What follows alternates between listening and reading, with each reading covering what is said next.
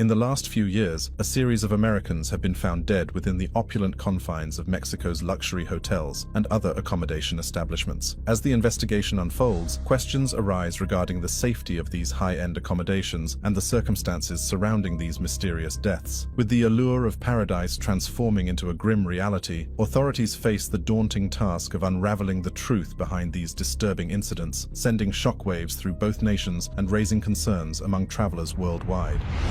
John Heathcote and Abby Lutz.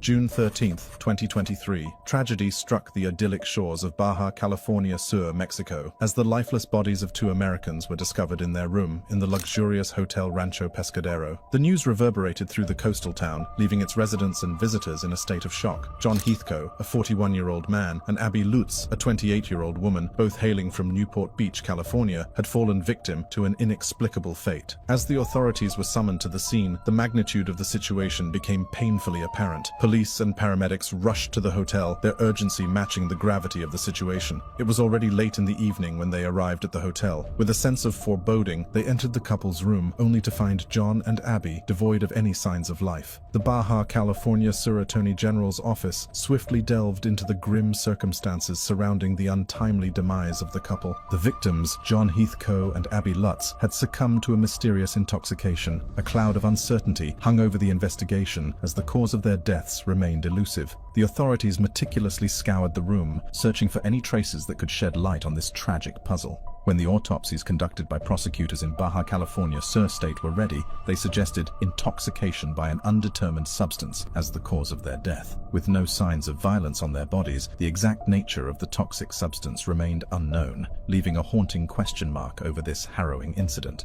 Amidst the somber air that pervaded the town, the family of Abby Lutz spoke out, their grief and bewilderment palpable. In a heartfelt statement, they portrayed Abby as a vibrant soul, brimming with wanderlust and a compassionate heart. She reveled in exploring new destinations, immersing herself in the beauty of unfamiliar landscapes. Their plea for thoughts and prayers reverberated throughout the community, encapsulating the collective sorrow felt by all those touched by Abby's vivacious spirit. Abby's family opened up about their final communication with her, adding a poignant layer to the unfolding tragedy. Days before their deaths, the couple sought medical attention for what they believed to be suffering from food poisoning. After a brief hospital visit for dehydration, they returned to their hotel. It was there that Abby expressed the severity of her illness, claiming it was the sickest she had ever been. Little did her family know that her next message, a simple "good night, love you," would be the last they would ever receive from her. Meanwhile, Henar Gill, the general manager of the Hotel Rancho Pescadero, sought to assure the public that the tragedy did not stem from any hotel-related issues. Addressing concerns over the hotel's infrastructure, he emphasized that initial investigations did not suggest any connection to carbon monoxide or other hazardous gases. The staff expressed their shock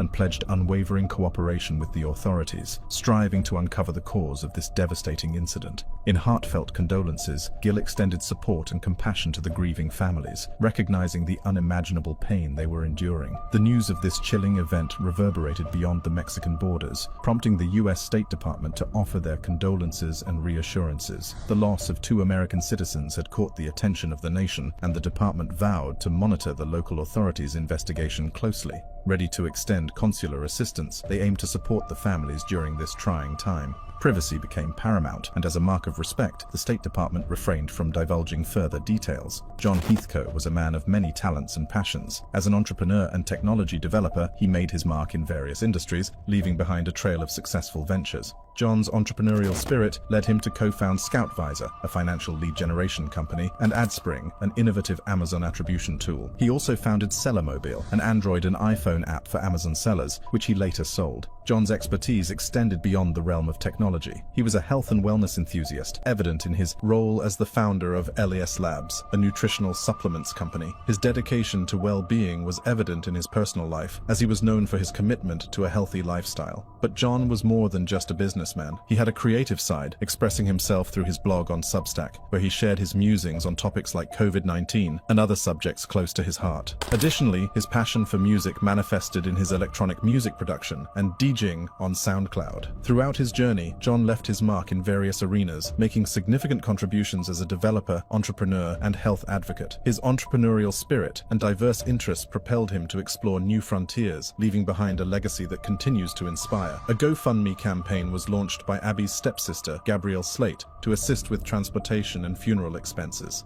The outpouring of support from 286 donors, contributing over $24,000 towards the $30,000 goal, is a testament to the impact Abby and John had on those around them. The heartbreaking news of the couple's death reached Abby's family through a phone call. Abby Lutz, known for her work as a nanny, was described as an incredibly positive person who radiated love and kindness toward everyone she encountered. Her unexpected passing has left a void in the lives of those who knew her. The investigation into the incident is still ongoing, with local authorities actively working to uncover the truth. The absence of violence at the scene provided little solace amidst the immense loss suffered by Abby and John's loved ones. Meanwhile, the luxurious Rancho Pescadero Hotel in Baja California Sur, Mexico, would later close its doors following the shocking deaths of Abby and John. The couple's death prompted an extensive investigation by the Hyatt, the hotel's owner. The couple had been deceased for several hours before hotel staff discovered their lifeless bodies. In response to the tragedy, the Hyatt, which owns the property, emphasized the safety and well-being of its guests and staff, pledging not to resume normal operations until the investigation is complete. Guests who had reservations at the hotel have been notified, with alternative accommodations at another Hyatt property in Cabo San Lucas being offered.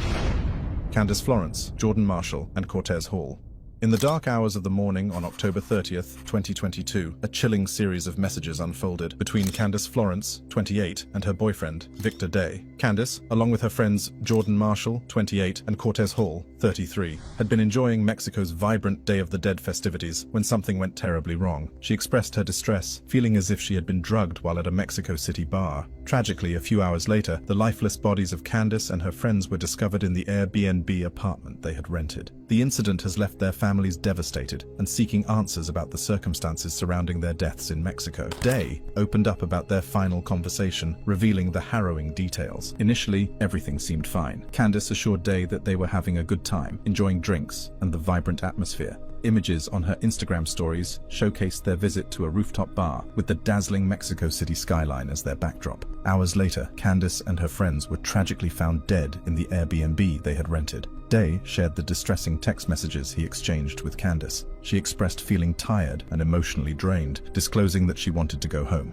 Candace mentioned feeling drugged, describing her symptoms as similar to those of taking the drug Molly. Concerned, Day suggested that someone might have tampered with her drink. Their last communication was a FaceTime call, and it was evident that Candace was in distress. She was crying and vomiting, her face wet, and anguish etched across her features. Day believed that if she slept it off, she would wake up the next morning and reveal what had transpired. With this hope, he regrettably chose to rest instead of taking immediate action. The next day, Candace didn't reply to any of his messages after a while. Panic gripped him, realizing that something was terribly wrong. He urgently contacted the Airbnb host, requesting a check on the apartment. The chilling reality unfolded when the host revealed that all three friends were unresponsive and had passed away. Shock and disbelief enveloped Day, refusing to accept the devastating news. He inquired about the efforts made to save their lives, hoping for a glimmer of hope, only to receive the heart-wrenching confirmation that it was too late. The Mexico City prosecutor's office initially concluded that the cause of death was carbon monoxide poisoning. However, Candace's boyfriend was unconvinced, sharing her belief that she had been drugged prior to returning to the apartment. Victor Day also questioned why the carbon monoxide sensors in the apartment did not alert them and why the security guards who discovered the bodies were unharmed. The lack of clarity surrounding the incident has only added to the family's anguish, leaving them with more questions than answers. In October 2022, Candace's friend Jordan had already visited Mexico City twice for weekend getaways, but towards the end of the month, he embarked on a special trip to celebrate the Day of the Dead with Cortez and Candace. The trio chose to stay in an Airbnb located in the La Rosita neighborhood, which offered a breathtaking view of the bustling Mexican capital from its balcony. Jordan shared a photo on his Instagram account, capturing the festive spirit as he and Candace posed in their colorful costumes and vibrant makeup.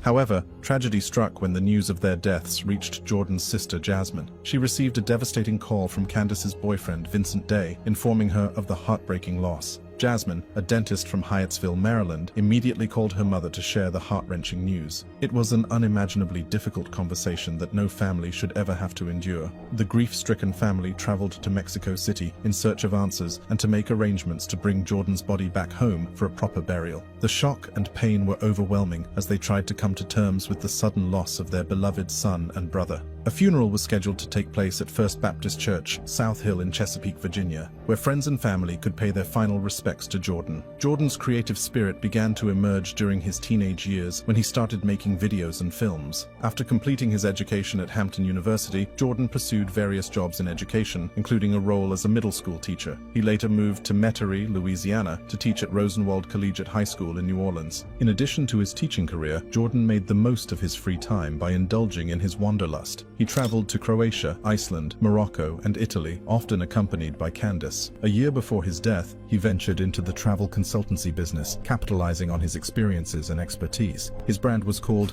Le Flaneur Noir. Cortez Hall, a beloved 7th grade history teacher, brought joy and laughter to everyone he encountered. His mother, Chiola Hall, received the devastating call from the U.S. Embassy, informing her of her son's untimely death in an unknown incident. Chiola fondly remembers Cortez as a joyous child who had a deep love for his family and a talent for making people laugh. He shared a close bond with his sisters, and they had spoken to him just days before his trip to Mexico City. The tragedy left Chiola and her family grappling with immense grief, compounded by the difficulties they faced in navigating the language barriers and unfamiliar processes in a foreign country. Chiola's heart-wrenching plea is for no parent to experience the pain she is enduring. The shock of losing a child is unimaginable, and she hopes that others will be spared from such a devastating loss. Cortez Hall was more than just a teacher. He was a beloved member of the KIAP Memorial School community. After moving from New Orleans to Atlanta and then returning to Louisiana, Cortez joined the school as a history teacher this academic year. His loss has deeply affected both his students and colleagues, leaving them heartbroken and grieving. Principal Deanna Reddick expressed her sorrow in a statement, emphasizing the impact Cortez had on the students. He was described as a bright light who helped the students shine both inside and outside the classroom. The KIP Memorial School community mourns his loss and offers their deepest sympathy, prayers, and condolences to Cortez's family. Counselors are providing support to students and staff as they come to terms with this tragic news, as the school stands together as a family, supporting one another through the grief. Amidst the grief and confusion, the families of Candace, Jordan, and Cortez mourned the loss of vibrant lives. Candace, an entrepreneur who had just started her own candle business, would have celebrated her 29th birthday on November 10, 2022. The Sharp family.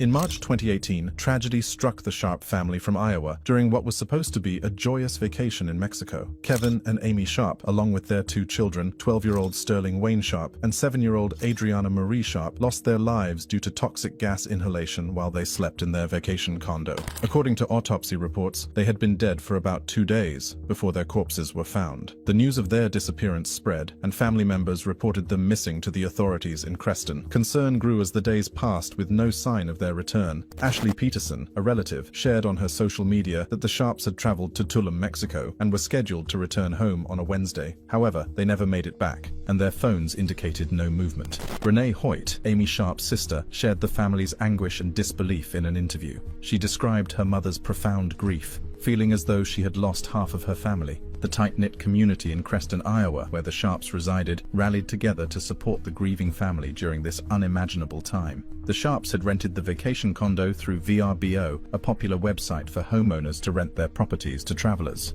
The company expressed its condolences and promptly removed the property from their site while waiting for more details on the incident. Concern arose when the family failed to return as expected, prompting their loved ones to report them missing. The U.S. Embassy in Mexico was alerted, and Mexican authorities were contacted. After an investigation, the authorities discovered the lifeless bodies of the Sharp family in the condo complex known as Residential Tao. The Homeowners Association of Residential Tao confirmed that the Sharps had indeed stayed in the condominium. They clarified that the unit where the tragic incident occurred had been sold to a private owner who was responsible for its maintenance. Renee Hoyt recalled the devastating moment when they received the news about the gas leak. The potential sources of the toxic gas were identified as the hot water heater or the gas stove. Initially, she and her relatives were apprehensive about the possibility of foul play.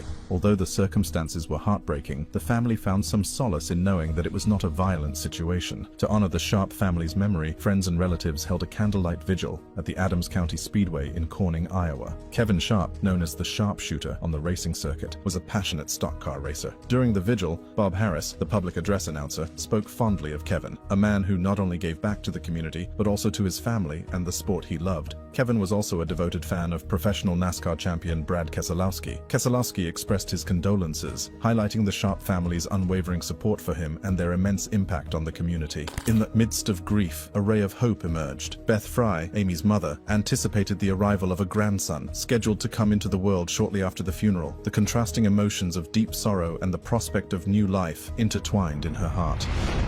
Abby Connor.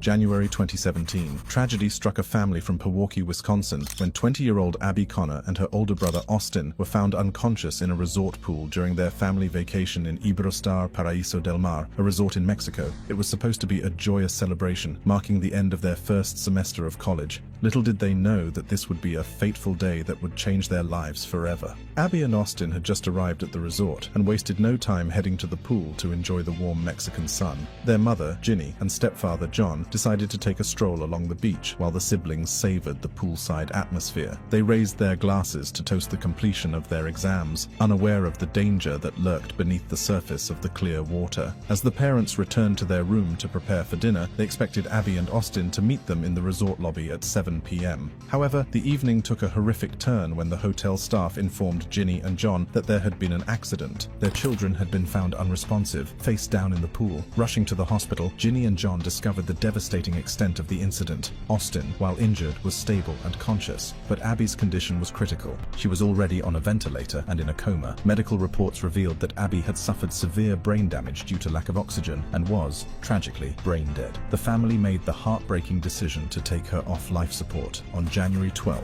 2017. The cause of Abby's death was officially ruled as an accidental drowning, but her parents remained skeptical. Austin recalled a group of people at the pool bar who had offered them a shot. He believes that someone may have slipped Abby a drug, leading to the tragic events that unfolded that day. Frustratingly, the family's attempts to investigate further were met with limited cooperation, and even the FBI cited jurisdictional constraints. Abby was a junior at the University of Wisconsin-Whitewater, where she was thriving and contemplating a future in business. The news of her untimely death sent shockwaves through her community, with friends and acquaintances pouring out their grief and memories on her Facebook page. In the face of unimaginable loss, Abby's father, Bill, set up a GoFundMe page to honor his daughter's memory. Abby had been a passionate advocate for organ donation, and her decision to be a donor saved the lives of 4 individuals. In an extraordinary display of love and remembrance, Bill embarked on a 500-mile bike ride from Madison, Wisconsin to the hospital in Fort Lauderdale, where Abby spent her final days. Along the way, he made a detour to meet the recipient of Abby's heart, Lumont Jack Jr., in Baton Rouge, Louisiana. The meeting allowed Bill to hear his daughter's heartbeat once again,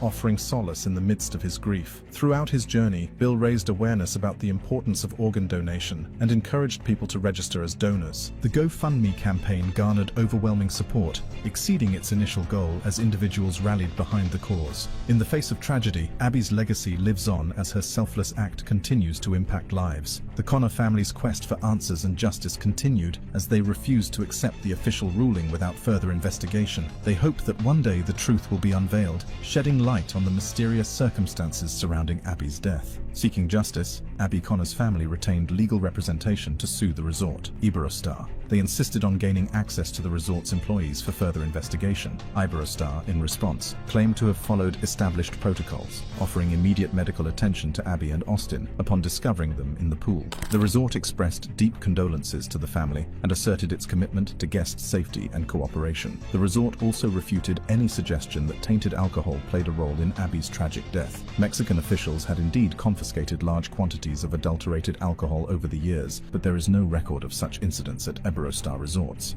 The resort purchases sealed bottles that comply with all required standards. Attorney Gary Davidson, representing the Connor family, revealed this information during an appearance on America's Newsroom. The timing of this lawsuit coincided with another concerning situation involving the Dominican Republic, where several U.S. tourists have mysteriously fallen critically ill or died staying at hotels. Describing the heart-wrenching circumstances, Davidson shared, "Abby's a 20-year-old who goes with her family down to the resort, and what happens next is she's served alcohol alcohol along with her older brother in a swimming pool that has a swim-up bar. The next thing we know is that there's an emergency call placed to security as a result of another tourist finding Abby in the swimming pool, drowning, and her brother fighting for his life, also injured. The Connor family asserts that Abby and her brother were served tainted alcohol by hotel staff shortly after their arrival at the Iberostar Paraíso del Mar resort. Davidson explained, "We have alleged that the hotel knew that tainted alcohol was being processed through the hotel through the bar areas, and we believe that, and we've asserted that in the lawsuit."